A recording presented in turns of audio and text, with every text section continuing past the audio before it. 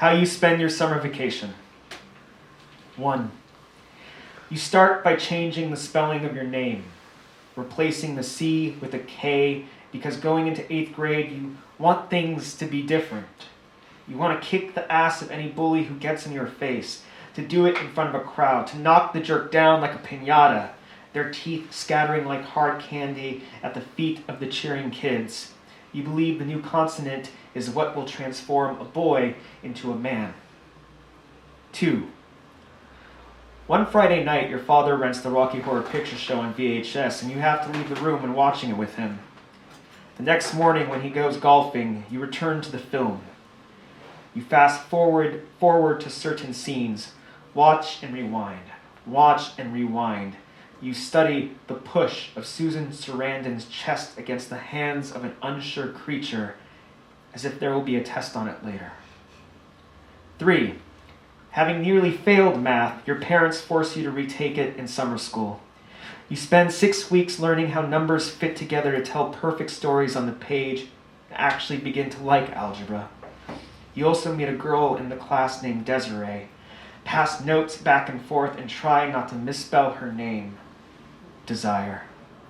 She calls you every night and tells you about the hand job she's given to freshmen in high school, how she holds them like a dripping, sticky ice cream cone. You do not believe a word she says, but her voice tugs your skin in a new way. You become a good listener. 4. An arcade opens a few blocks away, and it is magic. Pinball becomes a drug. You barter chores for quarters and spend whole afternoons trying to make them last. When they run out, you return home as fast as you can and ask if there are any dirty dishes to be done. 5. One afternoon in July, your mother takes you out for frozen yogurt and asks if you had a chance to read the book she bought you. What is happening to my son's body? You push your plastic spoon deep into the bowl in front of you as though you're digging an escape tunnel. You lie, shaking your head, no. Well, when you do, she says, and have questions, let me know. Later, you throw the book away in a dumpster down the alley and tell her you lost it. 6. You enjoy spending weekends at your father's because he leaves you alone for long periods of time while he golfs and keeps a bottle of margarita mix in his fridge. Every so often, you take a swig from it, careful not to take too much. Each sip makes you feel cool and dangerous and ready for adulthood. You're certain you are getting buzzed. It'll take some time before you figure out what you're drinking isn't alcohol, just sugar and lime juice. 7. The last week of summer, Desiree invites you to her birthday party.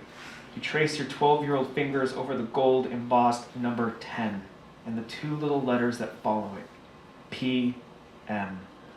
This will be the latest you've ever been to a girl's house.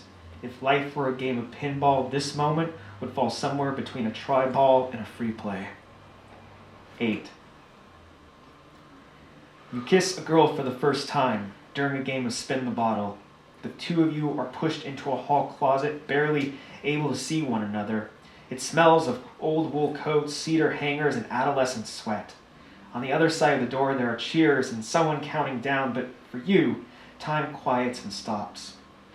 You lean into her with careful courage like a blindfolded boy, swinging a stick at a hanging papier-mâché beast, a boy who's starved for its sugar spoils, for its sweet insides to rain down over him victorious.